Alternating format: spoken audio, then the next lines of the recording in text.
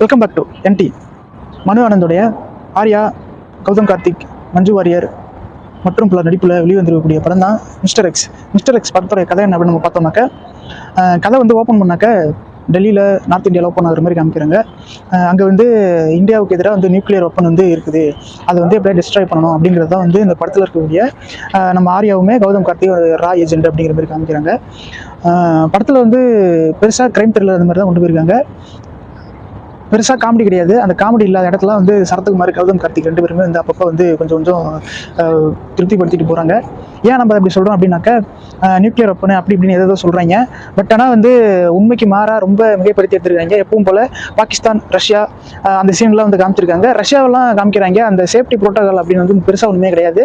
ரஷ்யாவுக்குள்ளார போகிறாங்க, ஒரு 10 பேர் போகிறாங்க. அவ்வளோ பெரிய சேஃப்டி ப்ரோட்டோகால் ஒரு கண்ட்ரிக்குள்ளார போகிறது அப்படிங்கிறதுலாம் வந்து பெரிய விஷயம். இவங்க வந்து போகிறாங்க, டக்குன்னு வந்து உடனே வந்து சேஃப்டி ப்ரோட்டோகால்லாம் வந்து பிரேக் பண்ணிட்டு உடனே வந்து வெளில வந்துடுறாங்க.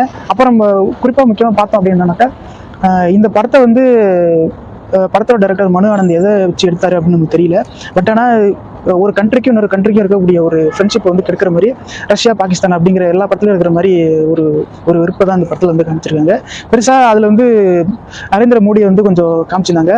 அவரெல்லாம் வந்து சம்மந்தமே இல்லாமல் இதில் வந்து காமிச்சிருக்காங்க. சம்மந்தமே இல்லாமல் காமிச்சிருக்காங்க. ஏன்னா உண்மைக்கும் படத்துக்கும் நிறைய வித்தியாசம் இருக்குது. இதில் வந்து ரொம்ப மிகைப்படுத்தி எடுத்துருக்காங்க.